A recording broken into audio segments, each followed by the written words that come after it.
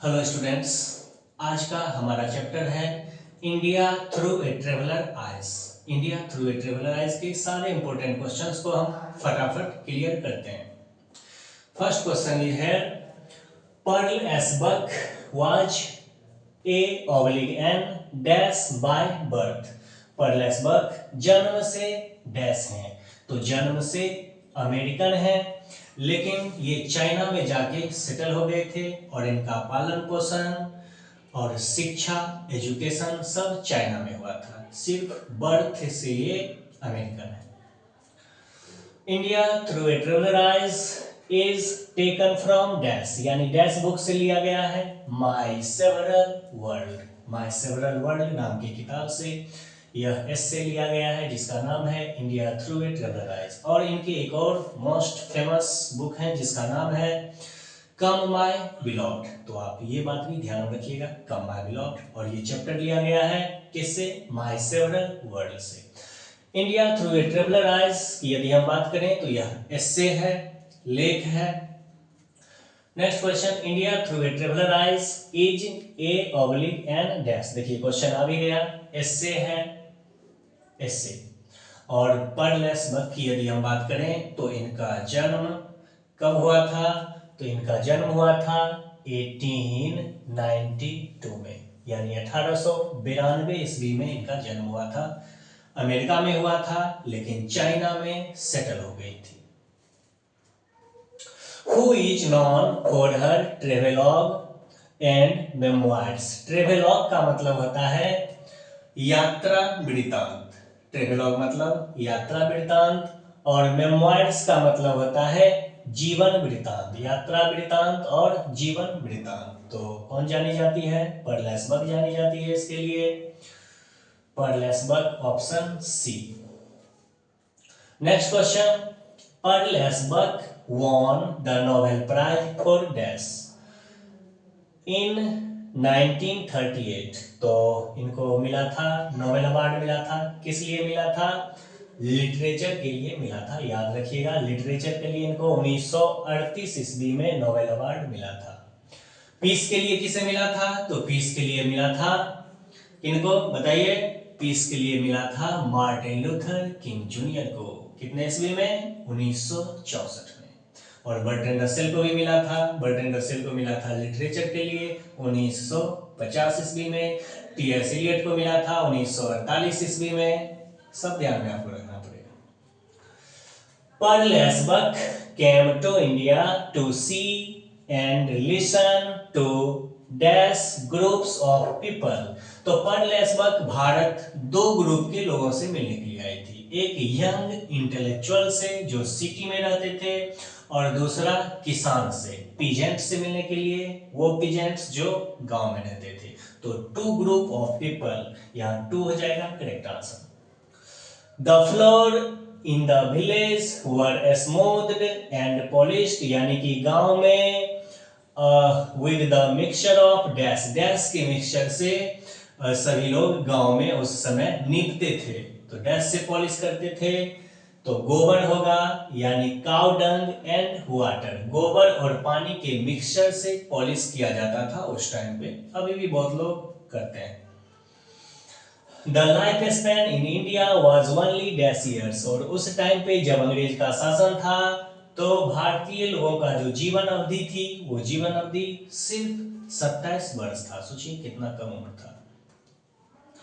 Who had equally strong hold upon both the peasants and the intellectuals, यानी किसान, peasant मतलब यहाँ हो जाएगा किसान, और इंटेलेक्चुअल्स मतलब बुद्धिजीवी लोग। तो बुद्धिजीवी लोग पे भी पकड़ था और किसान लोगों पे भी पकड़ था। इनका पकड़ था तो गांधी जी का पकड़ था। ये पर्ल एसबक बता रही हैं कि गांधी जी को सभी लोगों पे पकड़ थे, किसान पे भी पकड़ थे और बुद्धिजीवी लोगों पे भी उनका पकड़ था। Pearl S Buck talks about the fruitless land between dash. Fruitless मतलब होता है बंजर, फ्रूटलेस मतलब बंजर। तो कहां की बंजर भूमि की चर्चा करती है पर्ल एसबक इस चैप्टर में? तो बॉम्बे और मद्रास के जो जमीन थे, ये बोल रही है वो बिल्कुल ही बंजर था। तो देखिए बॉम्बे मद्रास हम ढूंढते हैं ऑप्शन में।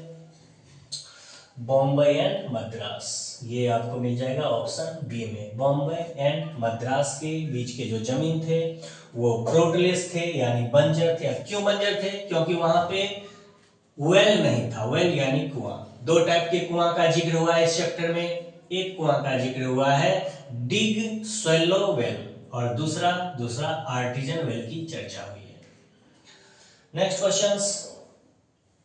Perl S Buck saw, Pearl S Buck ने देखा एन एजिंग मैन, एक वयस्क व्यक्ति को देखा, एक प्राउड व्यक्ति को देखा, इनसाइड द डैश, डैश के भीतर। तो एक केज था, पिंजरा था, उसके भीतर वो देखी थी। और वो जो व्यक्ति थे वो स्नो वाइट, यानी स्नो वाइट बिल्कुल बर्फ के तरह वाइट सफेद रंग के गारमेंट्स पहने हुए थे। ये भी क्वेश्चंस आपको शायद मिलेगा इसमें। नेक्स्ट क्वेश्चन है who prophesied blood bath in India, तो किसने ब्लड पाथ का अनुमान लगाया था भारत में? तो वो थे चर्चिल। याद रखिएगा, चर्चिल का ये अनुमान था कि भारत में जब आजादी मिलेगी तो उसके बाद खून खराबा होगा। खून खराबा हुआ भी था, आपको पता होगा, हिंदू और मुस्लिम के बीच बहुत बड़ा खून खराबा हुआ था। तो यही चर्चिल ने ये भविष्यवाणी किए थे। चर्चिल, ये मोस्ट इंपोर्टेंट, ध्यान में रखना पड़ेगा Churchill. Next, the cotton garments of the ageing man, वो जो एजिंग मैन था जिसको पर्ल एसबर्ग देखी थी, यहां भी क्वेश्चन है, पर्ल एसबर्ग केज में देखी थी, तो वो किस कलर के गारमेंट पहने हुए थे? तो स्नो वाइट करके होगा कहीं पे, स्नो वाइट, ये हो जाएगा आपका right. The younger brother of the house was called to kill a dangerous dash, तो जो छोटा भाई था उस घर का, पर्लेसबर्ग को, आपको पता होगा कि पर्लेसबर्ग के जो होस्ट थे वो होस्ट ने इन्हें इनवाइट किया था अपने घर में। पर्लेसबर्ग गई थी, खाना भी खाई थी, और कैसे खाना खाई थी? एक कोने में इनके होस्ट खा रहे थे तो दूसरे कोने में पर्लेसबर्ग खाना खा रही थी, और इनके होस्ट के जो पीठ था वो पर्लेसबर्ग के मुंह की तरफ था। तो यहाँ पे फिलहाल क्वेश्चंस है, the younger brother of the house was called, यानी यंगर ब्रदर को बुलाया गया एक खतरनाक डेंजरस डैश को मारने के लिए। तो यहाँ पे हो जाएगा स्नेक को मारने के लिए। The food was served on dash leaves, food dash के पत्ते पर परोसा गया था, बनाना के पत्ते पर पर्लेसबर्ग को उस घर में परोसा गया था food. The right hand is for dash service, यानी जो राइट हैंड होता है, जो हमारा दाहिना हाथ होता है, वो डैश काम के लिए होता है, तो वो पवित्र काम के लिए होता है, साफ सुथरा काम के लिए होता है, यानी क्लीन सर्विसेज के लिए होता है राइट हैंड। और लेफ्ट हैंड से छोटा मोटा काम किया जाता है, लॉ टाइप का काम किया जाता है, जो थोड़ा नीच टाइप का काम हो, छोटा काम हो।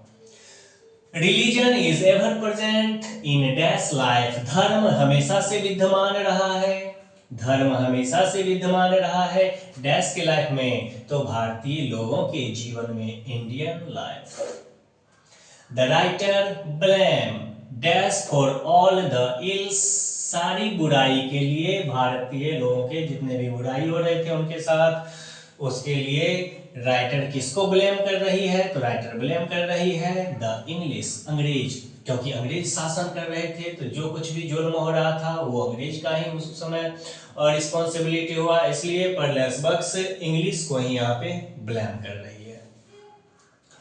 अमेरिका, या फिर यहाँ पे लिखा है द वर्ल्ड, यानी अमेरिका को और या फिर पूरी दुनिया को, नीड्स टू लर्न, सीखने की जरूरत है, ये डैश लेसन सीखने की जरूरत है फ्रॉम इंडिया, भारत से, तो मानवता का lesson, humanity, most important question, Bharat से पूरी दुनिया को ह्यूमैनिटी का लेसन सीखने की जरूरत है, मानवता का lesson.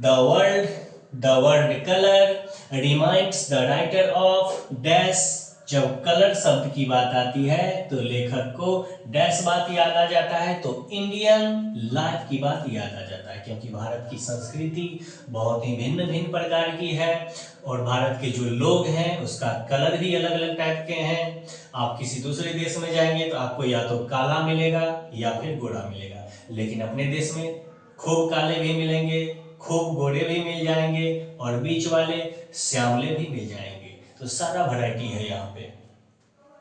Dash was a part of the background of Buck, यानी कि परलेस बक का बैकग्राउंड जो है वो डैश है, तो भारत उनके जीवन का बैकग्राउंड शुरू से ही रहा है।